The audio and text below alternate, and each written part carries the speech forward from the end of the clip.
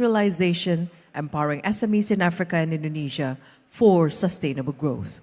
To guide this critical discussion, our moderator for this session is the Head of Digital Financial Development, Indonesia's Chamber of Commerce and Industry, Mr. Pandu Syahrir.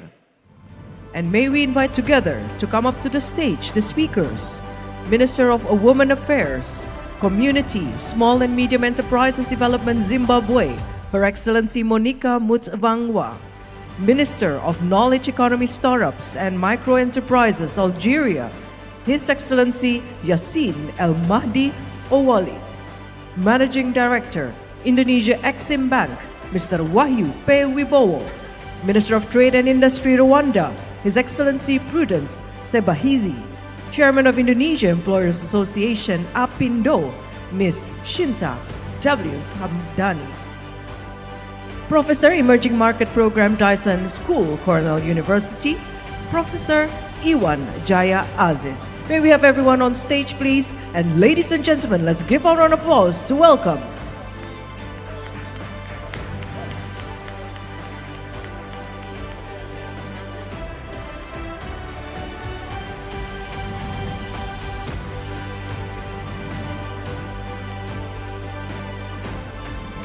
Mr. Moderator, the floor is yours. Hi, good afternoon, everyone. I know this is the toughest panel because it's 3:30 in the afternoon, and I know you have had such a fruitful meeting.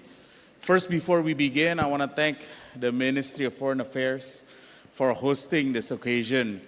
I know that this is a celebration of the relationship, but also the next journey of our relationship on not just being a diplomatic relationship, but becoming more of a fruitful economic relationship.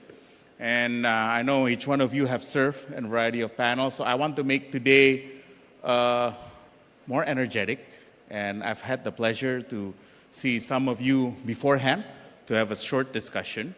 And I want to center around SME. I just have a reminder, among the Indonesian speakers here, I'm a bit nervous.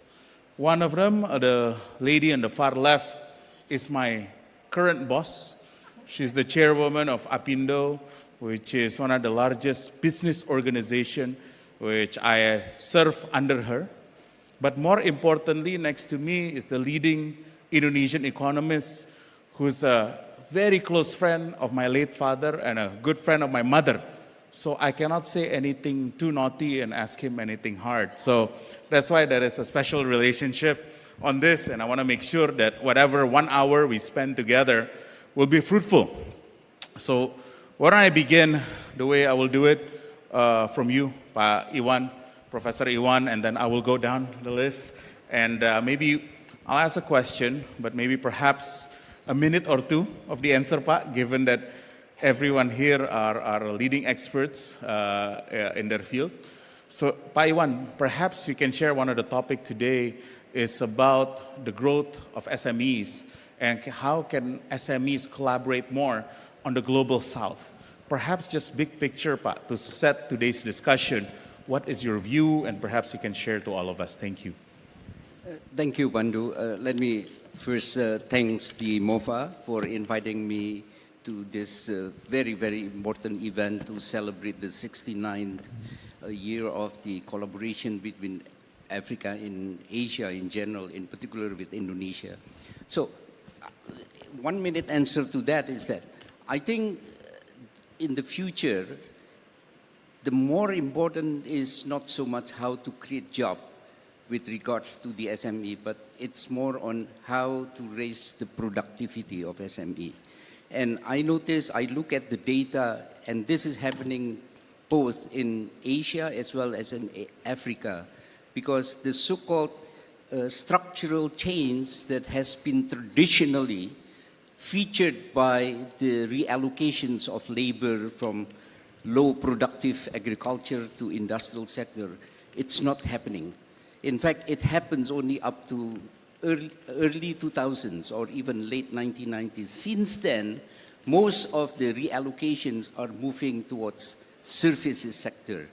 And the not so good development is that that very services sector suffer from relatively low productivity. So in conclusion, if the SMEs in both Indonesia as well as Africa is going to be more productive, that will be the answer in the future years. So it's not so much creating employment or creating jobs, but more how to increase the productivity. And many of those SME are now working in the services sector, especially in the retail trade. Thank you, Professor. Go to you, Madam Minister. With respect to Zimbabwe, perhaps you can also share the development in the SME, in particular because you have multiple role here, particularly in the women-led enterprise. How is it contributing to your industrialization process? If you have an example or two, perhaps you can share with us. Thank you, moderator, and I want to say I'm very honored to be part of this esteemed panelists for such an important topic to talk about SMEs. SMEs are really the pulse of the economy of a lot of countries, and in my country in particular, they are playing a very big role in terms of making sure that they create employment for the people, and also they are actually supporting the bigger companies. The big corporates are being supported by SMEs. The biggest challenges which they have as SMEs is financial support, and we are actually trying to talk to commercial banks who in the past have never really considered SMEs as a customer. They have always considered them as risky, but now we are seeing more and more commercial banks, big banks, coming on board, coming up with good products for our SMEs. And we are actually happy to be in Indonesia, in a place where we know that SMEs have been supported and they're playing a very critical role. And what we're looking for here as a minister in charge of SMEs is to make sure that we get investment. We have got SMEs in my country who are into agriculture, and you know we have got fertile land in our country. We have got SMEs who are in mining gold. I think the question to ask when you talk of Zimbabwe mineral resources is what mineral we don't have. Otherwise, we have more than 60 minerals. So a lot of SMEs are into gold mining, into lithium mining. They do have claims, but what is lacking is good infrastructure, good equipment. We have lost a number of youth due to unsafe gold mining. And so we are looking at investors in Indonesia to come over and invest in equipment and in other, all the insurance, security, so that when our young people go to mine, they can come home safe. Mothers suffer when their children go to mine. Wives are always worried about their husbands when they go mining because of the insecurity. So this is where we are talking about insurance. Big investment is required, joint partnership. Gold in our country, when we regularized artisanal miners, before police were always chasing artisanal miners in my country. But when we said, no, these are very important to the economy. Right now, we are producing 40 tons of gold. 60% of, per year, that is, 60% of that gold is being mined by SMEs. So the importance of SMEs cannot be overemphasized. What they require, decent workspace, what they require, financial inclusion, they need to be supported so that they eventually grow, and this is particularly what we are doing. And I also carry the mandate of empowering women, and naturally so, that's why this SMEs is under my mandate, because 56% of SMEs in my country are women. So women, when you empower them, we know what happens to the nation. When you empower a woman, you have empowered the whole family. When you empower a man, you have empowered an individual. We know that. Thank you. That's a very thoughtful answer. I'll turn to you, Your Excellency, Minister Yassin. For some of you that have not read the profile, it's a very interesting ministry that you have, which is, I'll read it, Minister of Knowledge Economy, Startups and Micro Enterprises. Perhaps you can share a bit about the mandate, and also how are you transforming the knowledge economy sector in your country? Thank you. So I think the most appropriate word to describe my ministry is, I usually call it a startup. So the ministry itself is a kind of startup. So it's a newly created ministry. My team is almost entirely composed of very young individuals coming from the private sector, average age of 29. Wow, very young. 29. It's quite young. And our focus is mostly on innovation and entrepreneurship. Our role since the creation of this ministry and my appointment was to build, put in place public policies that can empower young entrepreneurs to thrive and also to promote innovation and the digital economy. We have been very active in the last few years into implementing these public policies. It includes incentives for startups and innovators. The so-called, in Africa we have the so-called Startup Act. In Nigeria we don't call it Startup Act, but we are providing a lot of incentives, including, tax exemption and also funding. We launched a few years ago a fund called the Algerian Startup Fund, which is investing around $500 million in early-stage startups, tickets between $50K to $1 million per startup. We're also providing a lot of support for the startups to scale outside of the national borders and to help them to access new markets abroad. We believe that scalability is something that is very important. At international level and the African level, we also try to make the African market a better place for startups. And we do work a lot on economic integration through an initiative we launched 3 years ago called the African Startup Conference, in which we try, with the help of other governments and ministers in charge of startups, to build a more harmonious regulatory framework for startups in Africa. I think I will stop here because my time is up. Thank you. Thank you. Pak Wahyu, with respect to Indonesia-Exim Bank, I think this is very important for a lot of the business sector that are now looking at the variety of opportunities among the African states. How are you thinking, Pak, the strategy, short-term strategy, in terms of supporting the development of the companies as well as SME, especially in the export initiatives and program, Pak, for the purpose of this event? Well, the key word for the SME is empowerment. We give empowerment to the SME because SME is facing many problems.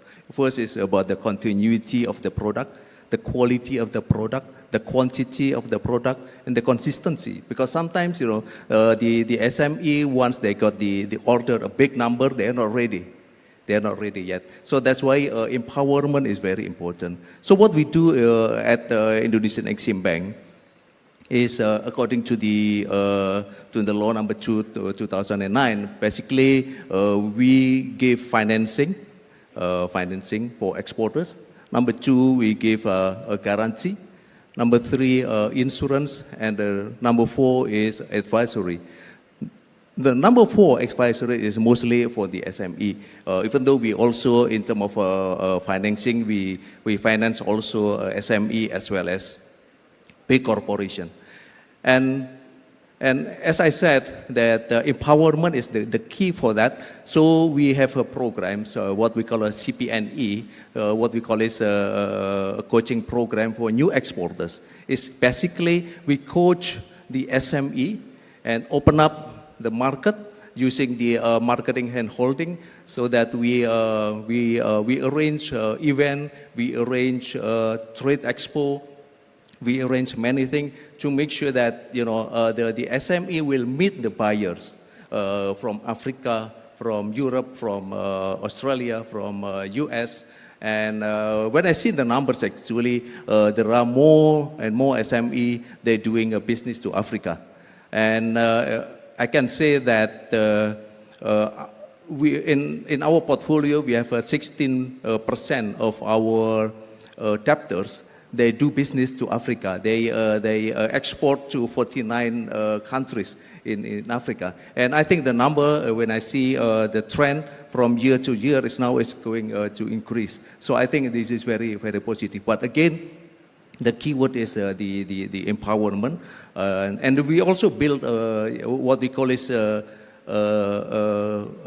Devisa, we call it in Bahasa. This one is actually a village. And we empower them, we educate them, that village, to produce something or to farm something. In Bali, we have a cacao, for example. Cacao, this is a village. We help them, empowerment them, so that they are able to export the cacao. we give them finance, we give them education and all of those things. So in short, actually, I believe that with this collaboration, I think Indonesia will be, will be able to move and then to have a better and a greater collaboration with Africa countries. And Indonesian Exim Bank is here to help. Thank you, Ba. Maybe next, Minister Prudence, we spoke before, Your Excellency, with respect to the success of Rwanda to being the Singapore of Africa. At least that's what we read here on the newspaper, through the social media. Perhaps you can share your vision and in terms of how do you unlock capital as well as driving industrialization in your country, especially for the SME. Thank you very much for this opportunity. Good afternoon, everyone. First of all, to understand the context, Rwanda's economy is predominantly made or run by small and medium enterprises. More than 90% of our businesses are owned by small and medium enterprises. And the contribution of those SMEs cannot be overemphasized. They contribute to more than 30% of our GDP. And we are aware of the challenges that they face. Of course, one of them is the access to finance. Access to finance due to difficulties in the process of accessing loans, but also the cost of funding in commercial bank. What Rwanda as a country has done is to set up a fund. We call it a Business Development Fund that is dedicated to supporting small and medium enterprises. The second biggest challenge is lack of skills and also lack of capacity to meet international standards when they participate in the manufacturing process. We've set up institutions that build the capacity of our small and medium enterprises that assist them to meet the standards requirement and also facilitate them to access international markets. And the third one, which I think is general, is access to global markets and integration to regional and global value chains. And there is a lot to be done in this sector to assist our small and medium enterprises to scale up because at the level of operation, it's not easy for them to operate at regional or global level. More than 80% of their production is sold on the local market. So they don't tap into opportunities of global markets. Thank you.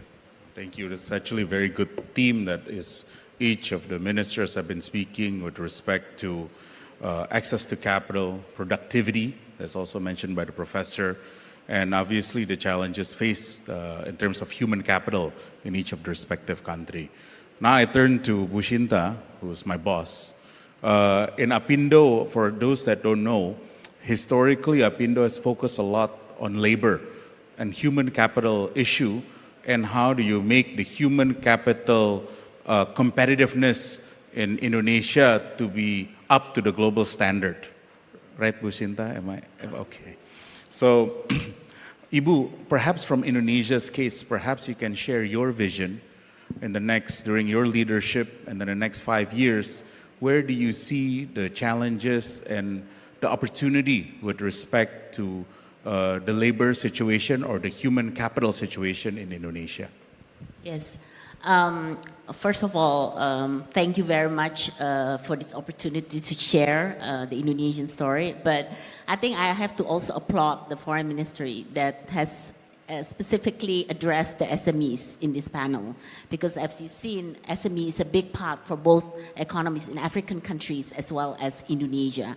And when we talk about SMEs, obviously human capital development is a big part of it. I know Pak Iwan mentioned about it's not just creating employment, but in a way, Indonesia, with the way it's moving now in creation of jobs, we cannot sufficiently provide enough jobs from the industry. So whatever it is, we have to develop more our SMEs. And 97% of Indonesian economy is SMEs. And therefore now the focus has been how we can develop more entrepreneurs, SMEs, including startups. And I think there's a number of, I mean, if we look at opportunities, obviously, you know, we have 270 million people. I mean, we look at right now, everybody who's not able to go into the formal sector will go to the informal sectors, right? So Indonesia right now, if you look at the structure of our manpower, basically more are in the informal sector, which is 59% more than informal sector. So one thing that we need to address is how do we then move these people from the informal sector to the formal sectors. And when we talk about the development of the SMEs, there's a number of challenges. I think first, there are many that has been discussed, but I want to touch specifically on one is on the regulatory framework, right? And I think government play a very big role, and I'm sure in many of the African countries is similarly. How do you provide the right regulatory framework in development of these SMEs? And Pandu, I think one thing that we know for sure is SME cannot be over-licensing, over-regulated. I mean, they cannot even take care of their own business. If they have to start having tons of licensing to process, they will not be able to develop their business, right? So I think we need to address this very clearly. And actually, Indonesian government has started with the law of job creations. We have started looking into the structural reform in making everything much simpler for SMEs. But unfortunately, I think on the implementation is something that we need to support. And this is where big corporation can also, support the SMEs. But the second is the market access that I want to address. And market access is not just to the global market. I always say the first market access is even to the domestic market. We cannot even have sufficient support on that. And that putting the SMEs into the value chain of the big corporations. I think that's one thing. And putting SMEs into, for example, now we have the e-catalog and so forth, that helps providing new market access. So innovation, digitalization, of course, is a big thing for our SMEs. And this is where, when we put up all the capacity buildings and so forth, that carry through the innovation and digitalization. During the pandemic, I think they lost 60% of their revenue, and they start adapting how to build through the e-commerce. So this is a very, very big point on, digital literation, but also putting them into the access market on the digital aspect. So many of this also including the last point, which is the human capital itself, the skills. Right? And we talk about skills, it's also, we're looking into basic skills like even bookkeeping, things like that. And that's a lot of program that we are currently doing also in Apindo, because the basic skill of SMEs is important. We want to develop the quality of the SMEs. You're right, Pa Iwan, it's not just about creation of job, but how our SME can night class, we call it, go to the next level, because we want their business to sustain. It's not just creating new SMEs, but also to sustain them so their business can last longer. Thank you. Thank you, Professor Iwan. You've heard some of the comments from our ministers as well as from Bushinta.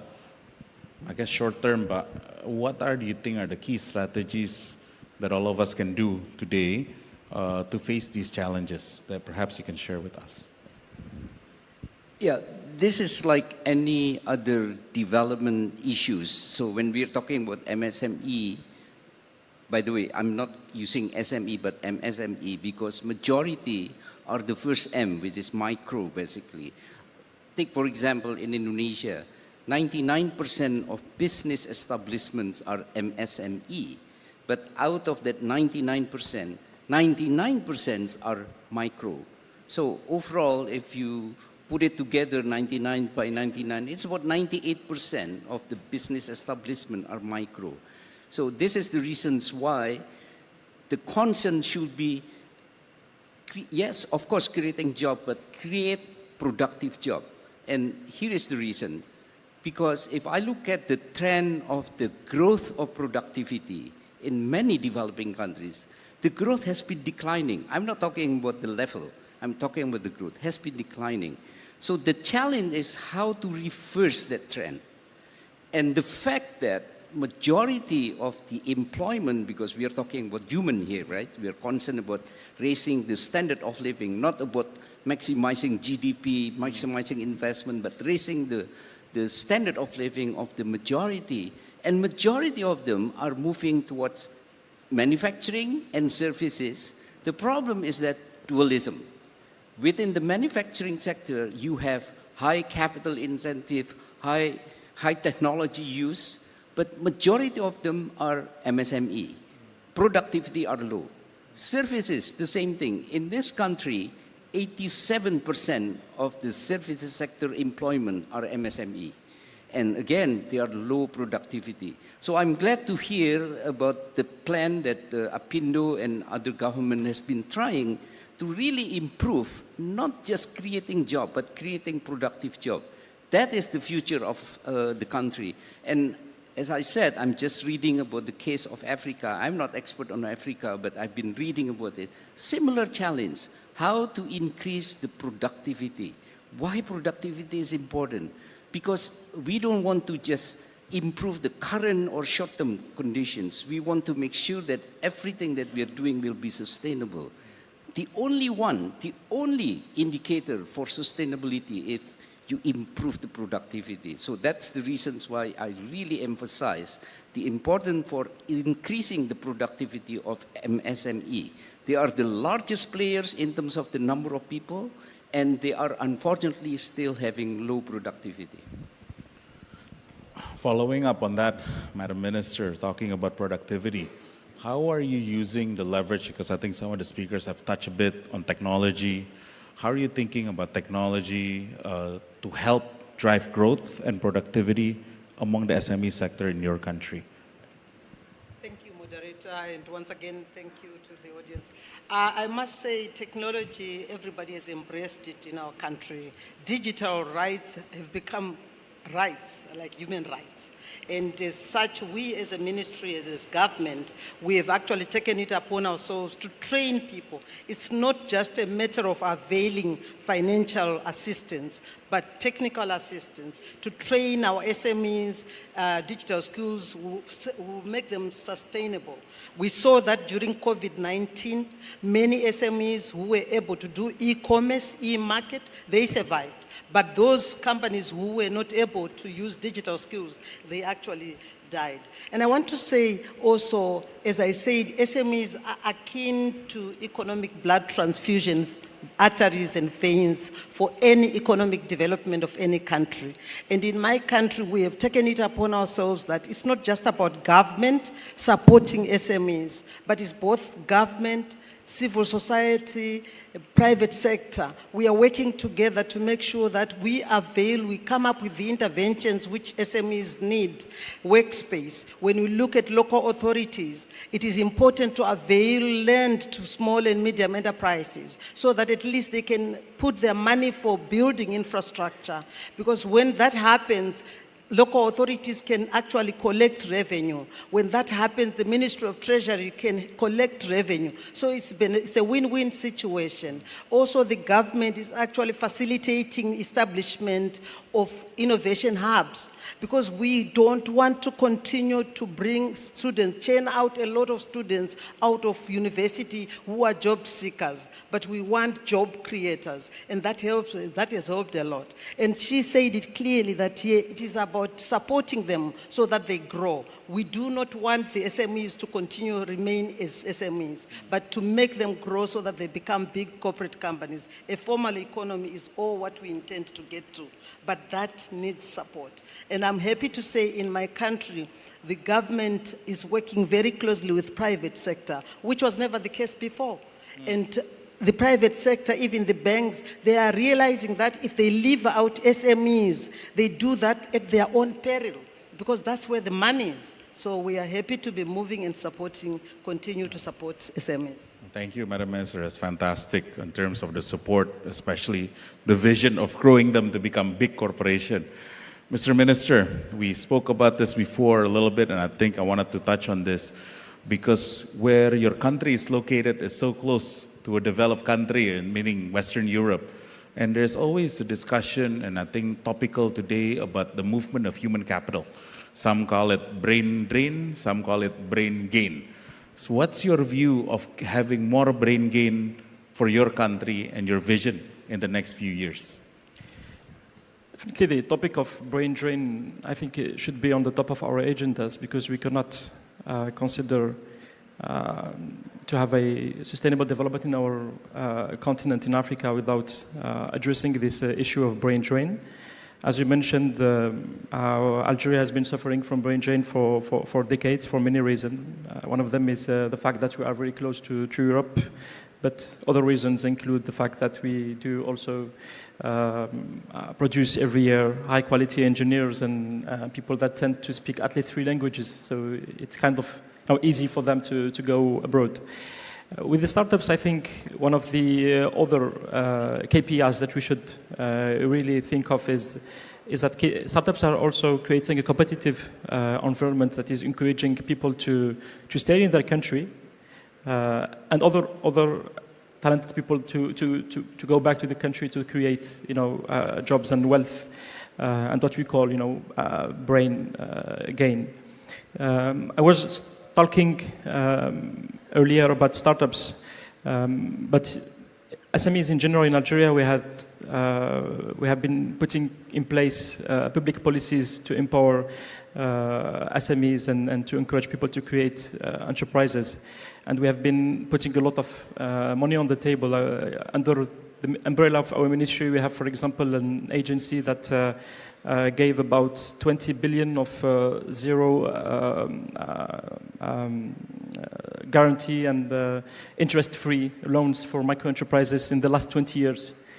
And we understood that at the end of the day that the most important thing when you put in place public policies is not the amount of money you put on the table, but on the fact that you should invest in the right entrepreneurs.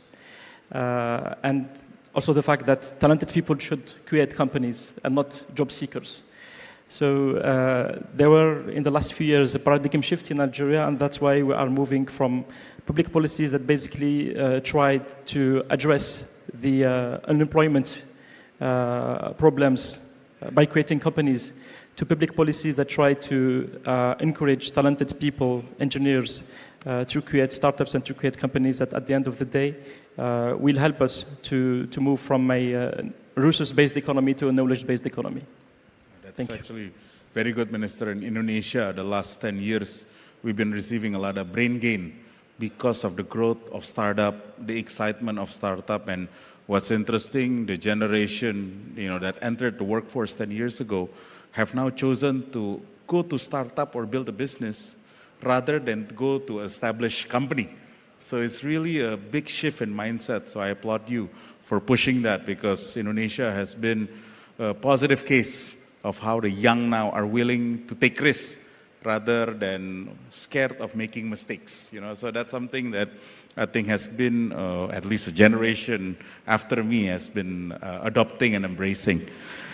Pak Wahyu, a question to you is in terms of how are you envisioning also Exim Bank, given the excitement that we have in today's discussion and promoting SME, how are you seeing your role as a bank to help foster this and finance these activities among Indonesian companies into the relevant countries? Well, the key word here is connecting the dots. So we are here to connect the dots between the producers and also the buyers through the marketplace. So we are developing a marketplace to help the buyers in Africa, in all over the world, to see Indonesian product, and then from there they can choose, and then what kind of product, and then we connect to the buyers, and then they can pay also through the payment gateway that we are developing.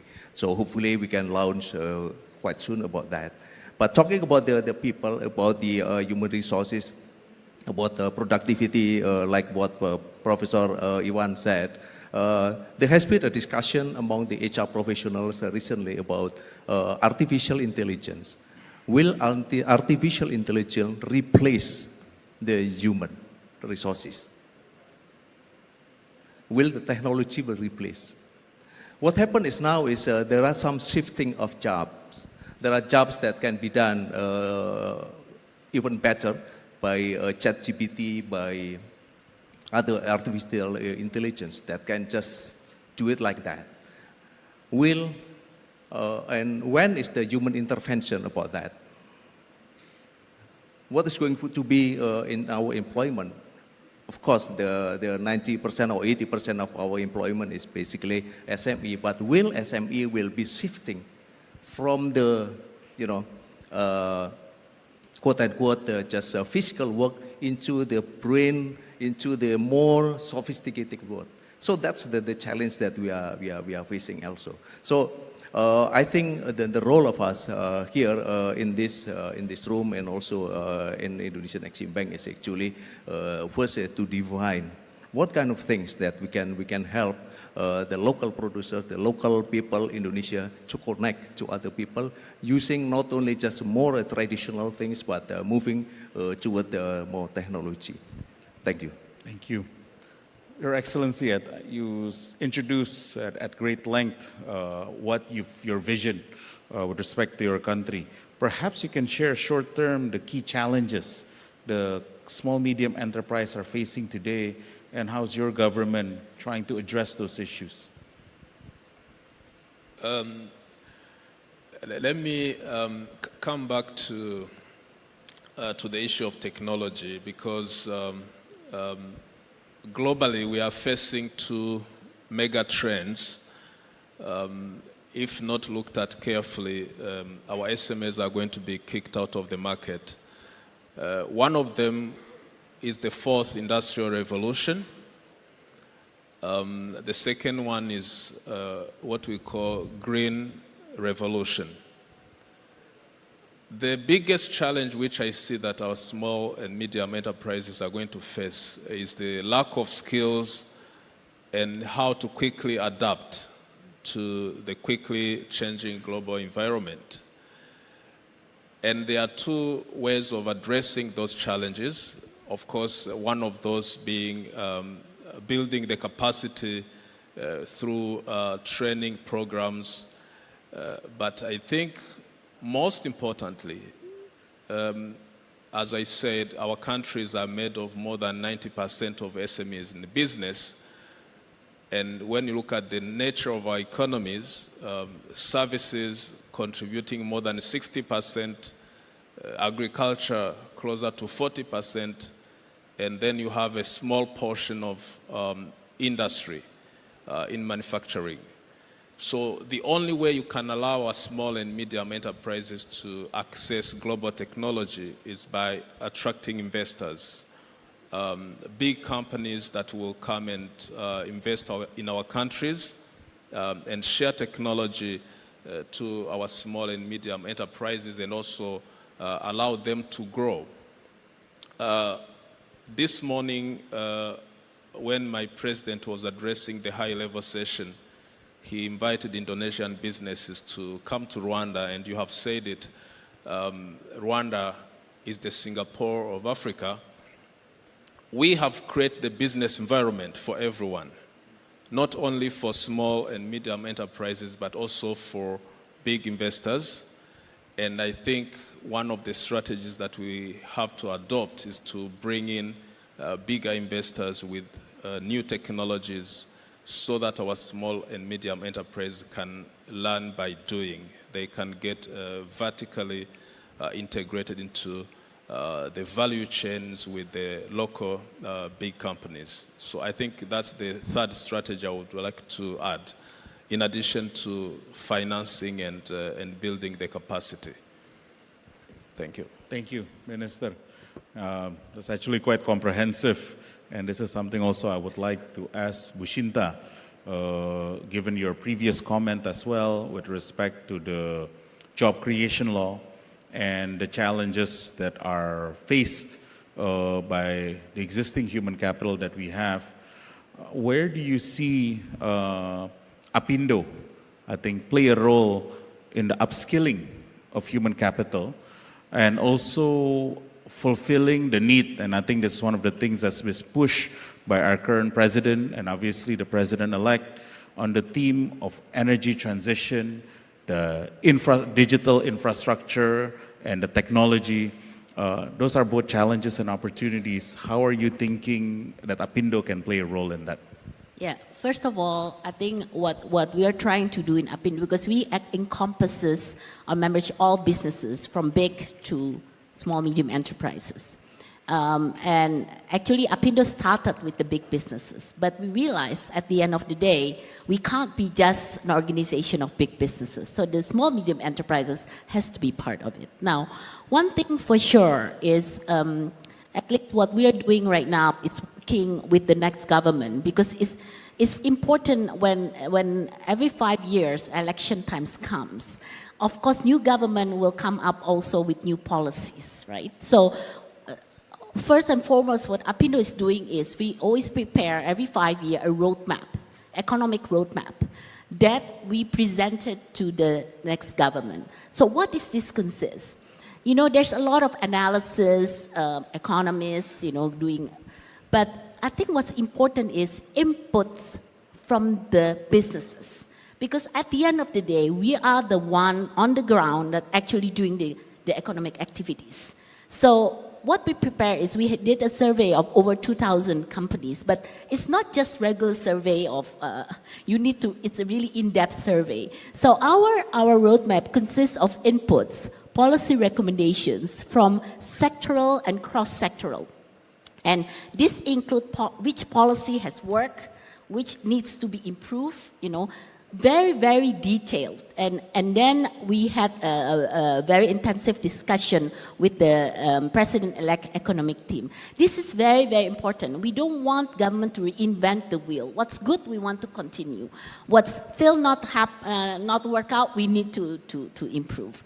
So I think that is an important input that we have to fit in to the next government. Then you talk about implementation. Always, Pandu, the problem has, I don't know with African countries, but at least with Indonesia, one thing is always between policies and actually executing it. So implementation, there's definitely a big gap. And this is why we can no longer talk about, you know, how things, yeah, I mean, we can complain. There are many things to be complained about.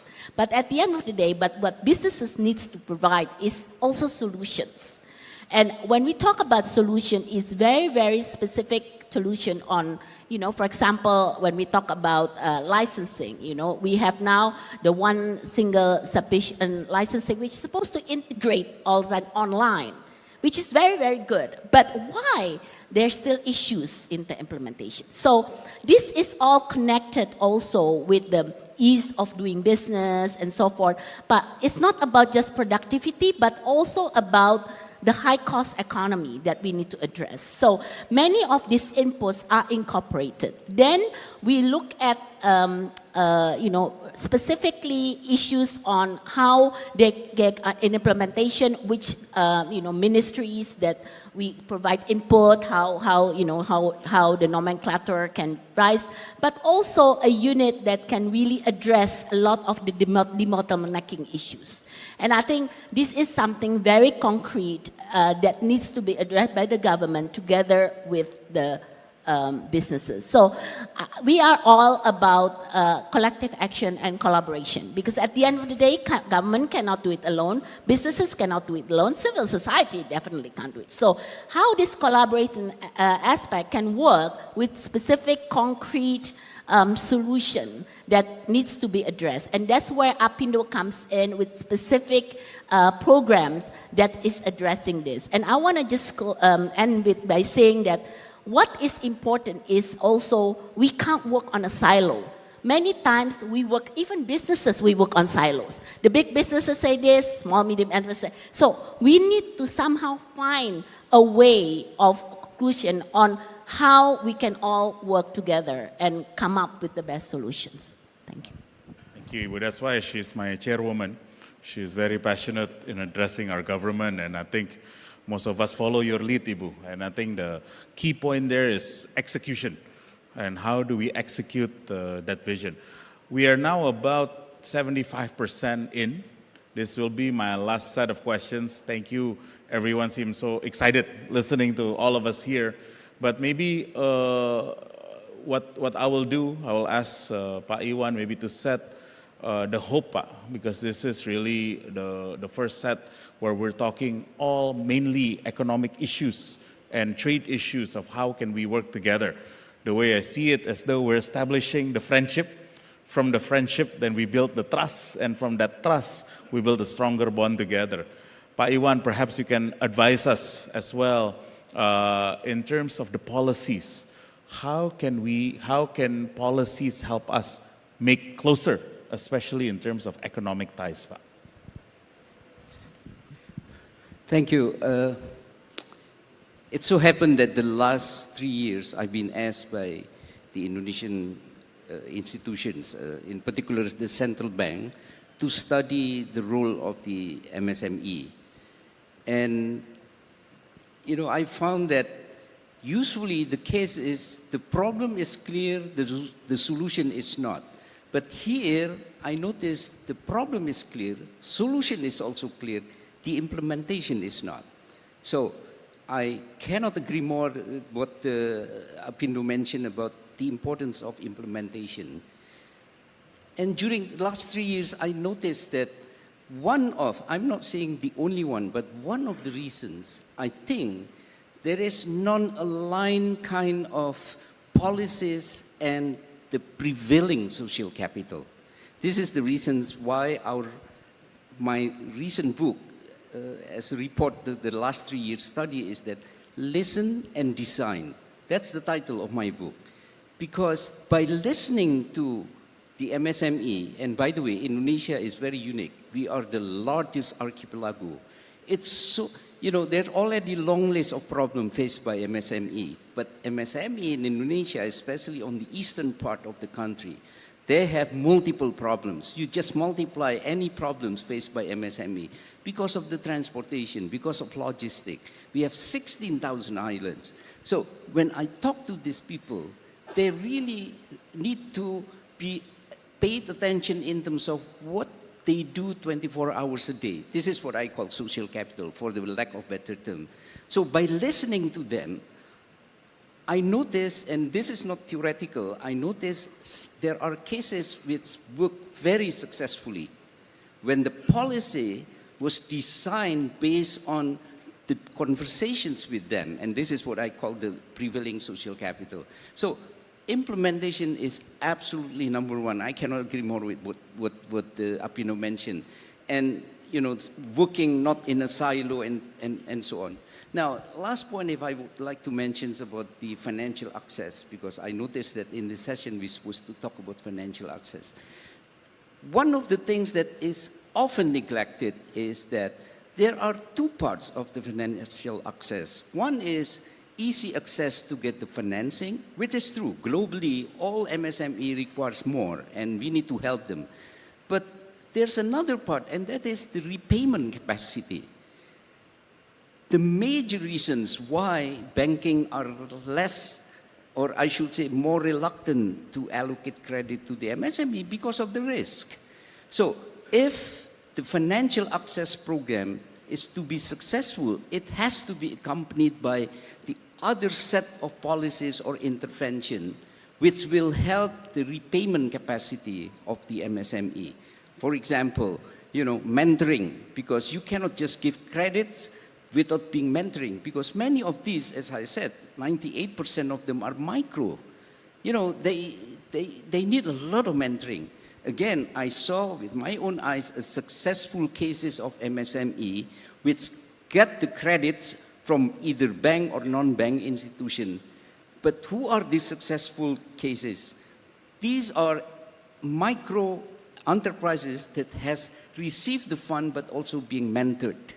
So the mentor can come from the lenders or it can come from the third party. But clearly, if we are talking about financial access, don't stop only at making it easy to allocate credit to the MSME, but also help them to increase their repayment capacity. And by the way, that repayment capacity is go along with increased productivity, because the moment they increase their productivity, their capacity to repay is also higher. And last but not least, if I may say that one of the key factors is really network, because you're asking about what is really the key factor, networking. Take, for example, during the COVID, both the small guys as well as the big companies suffered during the COVID. But who recovered faster is the big guy. Why? Because they have the network. They know the banking, they know the regulators, they know the policymakers, they can contact them. They have the network. MSME do not have that. And that's why they are struggling after the COVID, how to recover. And in this context, I and some of my colleagues trying to establish a network of Global South SME. And we started with Asia and Africa. In fact, I thank MOFA for also supporting this concept. And this is the reason I'm sitting here, because couple of months ago when I introduced this concept, MOFA supported it, and they invited me, can you talk in the IAF? And hopefully next year, because next year they're supposed to have the Asia-Africa Summit or Asia-Africa Forum. Hopefully next year we can establish officially this network among the SME in Africa and Asia. Thank you. So I would like to give maybe as a conclusion to this to all you ministers, perhaps as a conclusion, maybe share a bit, what are you so excited about in your respective country today? How can we collaborate and invest in your country? Perhaps with you first. Thank you very much. Thank you, ma'am. Moderator, I'm here as Minister of SMEs. I'm keen to see these potential opportunities turn into real business enterprise. We talked about the mineral resource base which we have in our country. We have more than 60 minerals, and we have been told that only 40 are being exploited. We have got SMEs in this mining, but they don't have the capital. They need partnership. I'm looking for partnerships for SMEs. I'm looking for equipment, modern equipment, to make sure that they actually mine in a safe manner. We are also saying as a country, Zimbabwe is committed to maintain an environment which is good for all investors to come. My president is on record to say Zimbabwe is open for business. That's his mantra, and we will continue to maintain that. You are welcome to come and invest in partnership or invest into the local companies. A lot of our people own land, because for those who know history, Zimbabwe fought for its independence and we took over land. So our people, they own land, but they do need capital. They do need joint partnership so that they can produce and make the land utilized fully. So there's a lot of opportunities for us to do in the spirit of Bandung. We are here in Indonesia. Let's continue to do that for the prosperity of our global south, and we'll go very far. Thank you. Thank you, Madam Minister. Minister Yassin, perhaps you can also share what you're so excited today about your country, and how can all of us here sitting in this room participate in the success of your country. Thank you very much. I think SMEs are at the heart of all the governments, and we all know that they have a very important role to play in the economy. In Nigeria, SMEs represent about 98% of the total number of companies, and more than 50% of the labor markets. What I think is that today SMEs need less regulation. I've been advocating for years to deregulate, because the best thing we can do as government is often not over-regulating things, but to deregulate. SMEs needs more freedom. Young people need more freedom to be more creative and innovative. Less bureaucracy, more digital, like your colleague just said. In Nigeria, for example, we launched a few months ago an initiative called the Self-Entrepreneur, which basically helps anyone to start a business in 5 minutes without moving from your home and without providing a single piece of paper. Young people now tend to, they don't like administration very much. So using the technology, we can also provide high quality public services that can, of course, enable more entrepreneurs. It's not only about providing capital and tax incentives, it's about all the environment that we can create for those young people to thrive. I believe that the most important asset that our continent has today is its young population. And we should definitely invest more in this young population. We should enable them. And I believe also that we can further develop the cooperation between Indonesia and Africa in the same spirit of the Bandung conference, but now in the economy part. Algeria and Indonesia have a long and strong relationship. I'm very happy because 2 years ago we crossed the $1 billion of trade between our two countries with really interesting opportunities and new partnership between companies across the two countries. And we believe that we also have to put new policies to encourage SMEs from Indonesia to maybe to address the African market through Algeria, and SMEs from Algeria to be more connected to the Indonesian markets and Indonesian entrepreneurship landscape. Thank you. Thank you, Mr. Minister. Pak Wahyu, briefly, perhaps you can summarize how Bank Exim can help to achieve all of our dreams together here. Well, I agree that implementation is the key for that. And actually, since 2017, the government has what we call as NIA, National Interest Account, where we are mandated to help the African countries as well. And right now, we already disbursed like $332 million for other things. And as well, the last one was to Senegal.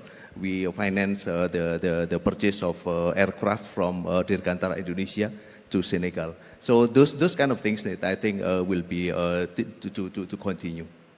Yeah, I think maybe just to highlight one of the things that we have enjoyed the past 5 years is actually a more competitive cost of capital that is happening across Indonesian banks, and it's something that can be leveraged by our new partners. This is something that we're also excited about. Minister Prudence, perhaps you can share also what you're so excited today, where you are as you build your nation, and how all of us here can participate together in the growth of your country. Let me, one topic that I did not address is opportunity that we have in Africa, where we have consolidated the market of more than 1.3 billion people. A market that is more than 3 times Europe or America, a market that is compared to China or India. Today, all 55 African countries have opened up the market. This gives 2 major opportunities to multinational companies. One is to invest in manufacturing. If you go and set up in Rwanda, where we have created a good business environment, you can source raw materials from all the 55 countries of Africa and access quota-free, duty-free, the entire African market. So this is the change that many investors are not aware of. So don't look at Rwanda as just 13 million people. Look at Rwanda as 1.3 billion people, which is Africa. The second opportunity which I have seen, of course, when I arrived here, I looked at infrastructure. Rwanda has a policy, a MICE policy, which is mainly focusing on building tourism sector. And there is a lot of opportunity for private-public partnership in having adequate infrastructure in countries like mine, to partner with the government, enjoy incentives that government will offer, and build infrastructure that is required for Rwanda to position ourselves as a production hub of Africa. Thank you. Thank you. That's a wonderful summary, and thank you for highlighting that. Last but not least, Bushinta, perhaps you can also share your excitement, given that we are having a new government in 48 days. What are you so excited about Indonesia today, and why should we invest more, not just in Indonesia, but in this relationship? Pandu, I would like to close actually this session, particularly because we talk about SMEs. The excitement for the next government is how can the next government put a new height, a new chapter of Indonesia-Africa relations. And why am I saying that? Actually, when we've been looking into the relationship with all countries in Africa, we haven't really focused much on SMEs. We're talking about many of the agreements towards big corporations. Yes, we do. But what is really the model partnership that we can create for SMEs as well? How we can be more inclusive by bringing more SMEs. And each of the African countries have so much to offer. And Indonesia has so much SMEs that wants to go global, that are perhaps ready to go global. They're excited how to do it, right? So I think we need to create that model partnership. So the network that we create, that's very, very strong. But how can we actually make it work, unlock these opportunities, right? So I want to say that when we talk about SME, one is obviously capacity building, right? So sharing that best practices, what's happening. I watched CNN when there's the Africa, news always comes out, and there's so many successful Africa entrepreneurs. Maybe they can share best practices with Indonesia. There's a lot of similarities. Can we actually build that relationship and share that best practices? Second, on the trade aspect, Pandu, we've been trying to push more trade because SMEs is about trade, right? But the access to market in each of the Africa countries are not the same. First of all, the products may differ from country to country, but most important is the access on the tariff. That's something we need to address. If not, no Indonesian products can go on optimum way to Africa. So the tariff has to be addressed. We have PTA with Mozambique, that's a start, but many of the other Africa countries, we haven't talked about that. So the tariff and financing. Thank you for Exim Bank for continue supporting. But we need to have that in place in order for the products to be able to go there. And including also, when we talk about trade, of course, the logistic class, we need to do bundling and clustering. We cannot just let one SME goes on their own. This is the role of our associations, to really bring the SMEs together and how to cluster them and export their products together as a cluster and provide logistics and so forth. But the final items that I want to say is on investment is how do we incorporate the big corporations to support the SMEs? Because that's the key. The small medium enterprise can be part of the supply chain of the big corporations. And that's how they're going to enter the African market faster. We talk about investment. The investment can bring the supply chain, which is the SME. So I would like to really close saying, let's not just talk about this today, but how next year when we have another forum with the new government, we can actually have more SMEs involved and actually promote more partnership between the SMEs. Thank you very much. Please give a round of applause to our esteemed speakers, and thank you, all of you, for spending the last hour with all of us. Thank you. Thank you very much. Let's give a round of applause once again to panelists and moderator. Thank you. Please, we invite you to take your seats.